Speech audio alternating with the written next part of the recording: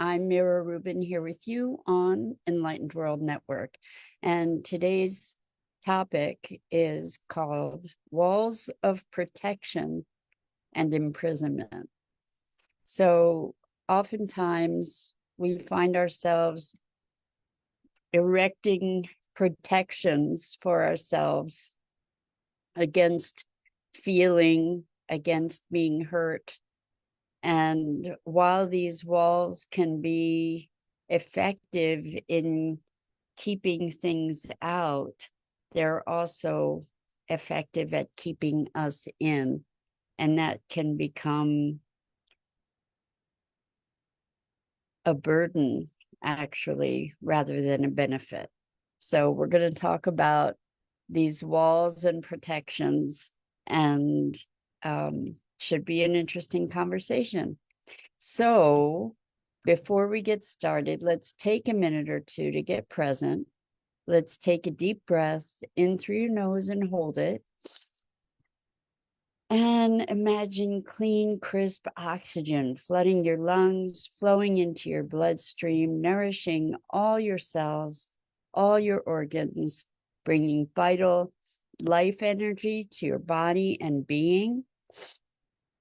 And as you exhale any tension, stress, negativity, fatigue. And now let's take another deep breath in through your nose and hold it. This time, imagine brilliant, bright light lighting you up from the inside out, illuminating, electrifying, and energizing all your cells, your molecules, your electrons, creating a brilliant beam of light and energy from your heart out into the world. And as you exhale any remaining tension, stress, negativity, fatigue. And now let's press our palms together. Vigorously rub your hands together to feel the friction, the temperature, the pressure, the motion, the tickling and tingling sensations when you stop. And allow all those sensations to bring you present right here, right now, into this remarkable physical form that enables us to experience life. Welcome, welcome, welcome. So, walls. We put up walls to protect ourselves, and we're particularly talking about emotional walls. We're going to gird ourselves, we're going to fortify ourselves so that the pain of the world can't affect us, that the pain of life can't reach us. And I had a remarkable session with a client yesterday, and we were dealing with grief. And this person has, like so many of us, experienced extreme grief, extreme loss in life. And their demeanor is such that when something has occurred, traumatic events have occurred, they've been very stoic, very strong and fortified and stoic and impenetrable, we could even say. And we decided finally, after a long period of working together, we finally decided yesterday to address grief and grieving. And they realized the way that they represented this condition, we'll call it, or the circumstance, the situation, the visual representation that they had is that they had put up this shield. It was a metal shield that was a box with sharp edges that was 4 feet thick. This big metal shield, 4 feet thick, all around them. And they could see the sky above and they could see the dirt under their feet. Good morning, Dido. Welcome. So good to have you here with us. Really good. Welcome. And welcome to everybody who's joining us. So anyway, we're talking about walls of protection and imprisonment. And so although they could see the sky above and they could feel the dirt under their feet, and the sky was clear above, they were still surrounded by this 4-foot thick metal enclosure that moved with them everywhere. They didn't actually feel the weight of this metal enclosure, and they could actually somehow see through it. And what occurred in the context of the session was that they recognized, good morning, Rosalind, welcome. So good to have you joining us this morning. What occurred for them in the context of the session is that they hadn't ever realized that they had done this for themselves. They hadn't realized that the whole trajectory of their lives from the time they were 17, when they were at their mother's deathbed, that from that time forward, they had been carrying around this wall. And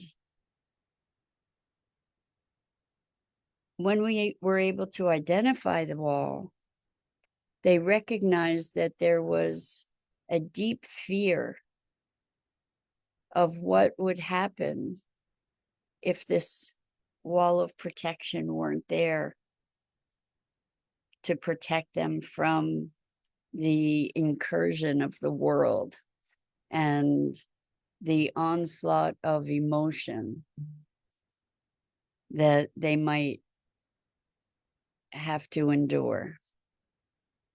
And it was very interesting because in the process, what happened was that the wall then became sort of like a bubble. And then that bubble became sort of like a glass Christmas ornament.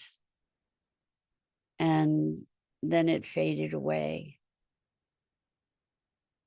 And the fear of that interaction with life dissipated. And what remained was some exhaustion. And I don't know exactly how this is going to pan out for them. However, they now have a direct relationship with life. They now have the ability to feel and experience life on a very different level. And along with that comes certain pain and sadness, but also along with that comes intense love and joy and fulfillment and excitement and engagement, relationship from the core of one's being to others in the world. So I want to ask you, have you recognized a wall that you may have erected that you believed was facilitating your engagement, your ability to live in the world, protecting yourself in a way that allowed you to function in the world? And if you have you noticed the confinement? Have you noticed the restriction of this wall? When I was a kid, I think I might have been 11 or 12 years old, I wrote a poem about how I'd built this castle with a moat around it to protect myself. So instead of a wall, there was this big moat. And it was effective, but I couldn't get out. And I felt trapped and oppressed inside that beautiful castle. And I think at some point, I don't know that I ever actually went through the process, but eventually what happened is the drawbridge went down. And I came out of the castle. I guess in a way it's still maybe there to be able to retreat to. And it's a choice to let down the drawbridge. It's a choice that we make to actively engage with life rather than trying to fend it off, rather than trying to defend ourselves from it, to allow ourselves to experience life in all of its richness, with all of the emotion and the joy and the sorrow and the transformations. And what we get to recognize is that so much of our experience is dictated by our interpretations, is dictated by the way we think about things. Like the pain of loss is something to be avoided. Is it? In my experience, the pain of loss comes in waves. In fact, again, speaking for myself, but I invite you to check in with yourself as well. No emotion remains sustained and constant over an extended period of time. We go through cycles of emotion. We go through cycles of attention. And when we allow ourselves to experience what we're experiencing, when we deliberately put down the drawbridge or dissolve the wall and experience life, those experiences pass. The one constant is change. And so when we look at life, we can look at life as this flow, this river of change. It's all one river, but at any moment, its flow is shifting and changing. Sometimes it's flowing over rocks and rapids. Sometimes it's more still and calm. Sometimes the river is heavy with flooding, and other times it's sparse from extended drought, perhaps. And it's all the same river. It's all one river with all those different attributes, all those different expressions. And that's our lives. That's what our lives are. It's a river. It's a river of change. And so what's unchanging is that it's a river. What's changing is the conditions of that river, or the expressions of that river, being us, right? And so what do you notice about the things that open you to that flow? What are the things that allow you to put down those walls, to put down those defenses, to put down the drawbridge, to come out of the castle? What are the things that empower you to engage more fully in life?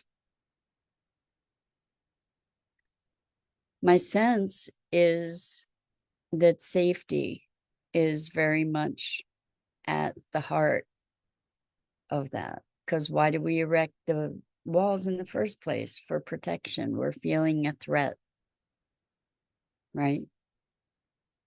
So if we can cultivate a sense of safety,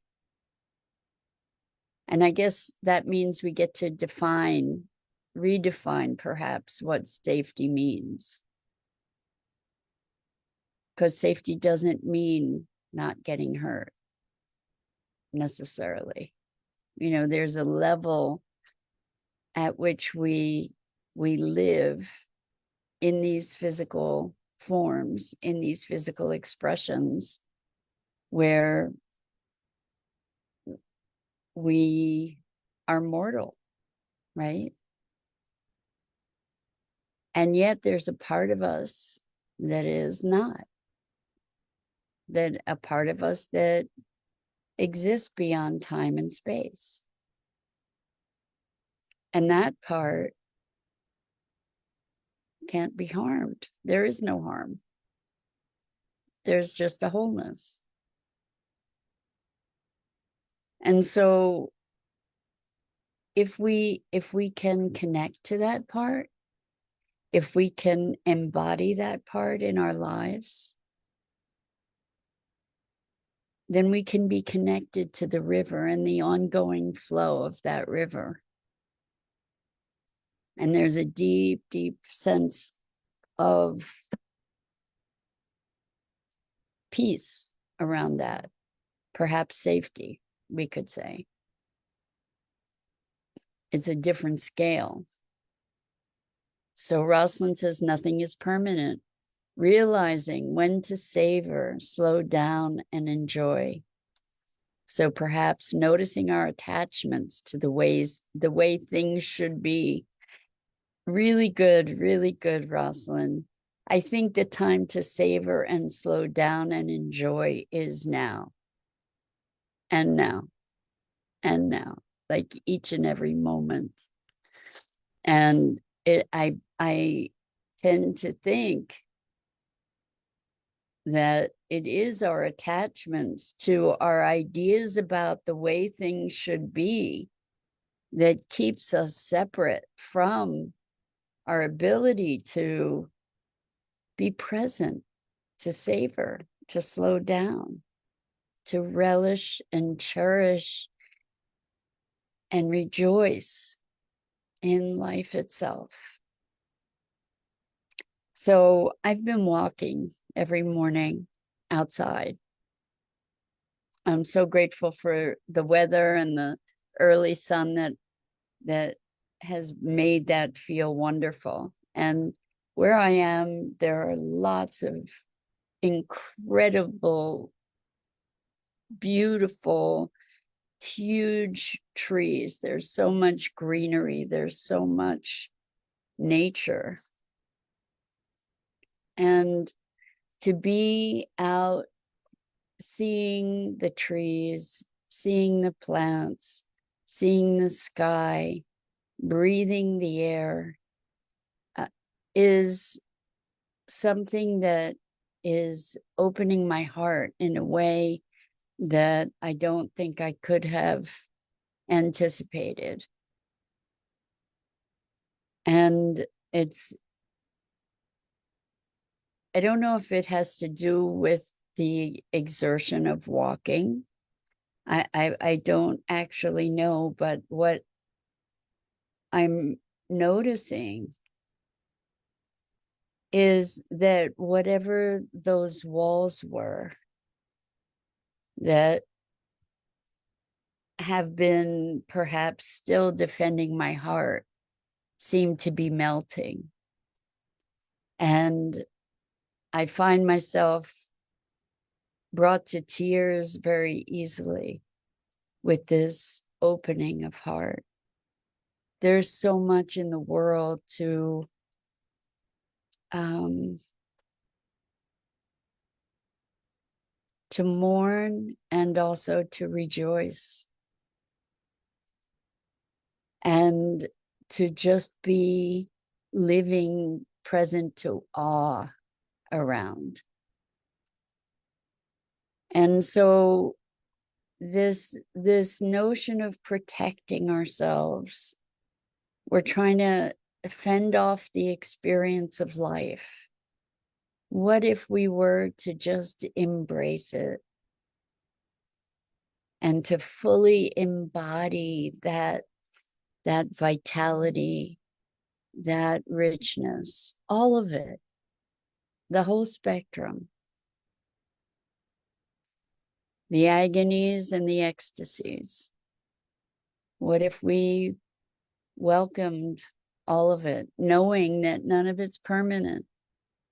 That as we fall into our deepest sorrow, that moves and changes, that when we experience the height of bliss, that moves and changes, and that it's all part of this one glorious river that is our passage through this, our own time and space. And so the fear that we have, we can't really defend ourselves against the things that the fear is trying to keep at bay, not without a cost. So the cost of those walls is a disconnection from the wonder and richness of truly living life. It's a disconnection from the river, from ourselves, from the greater whole and the magic and wonder that is this glorious planet.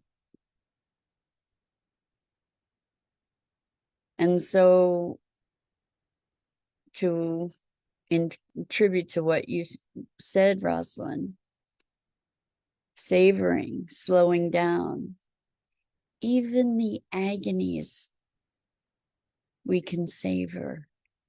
We've heard the term sweet sadness. There can be a sweetness in our sorrow. The fact that we have the range that we do, that in living our lives, we're having all these experiences. What if the purpose of life is simply to have all these experiences? What if it's the experiences themselves that we came here for? That this physicalness that we are allows us all these sensations, all these emotions, all these thoughts, all these beliefs.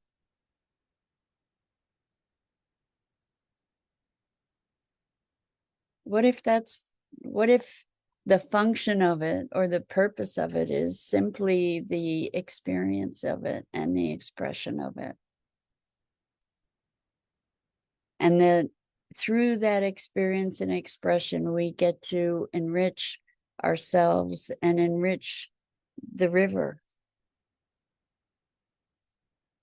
What if we're here serving life, expressing life in all its permutations, even with our suffering, even with our walls, for example, too?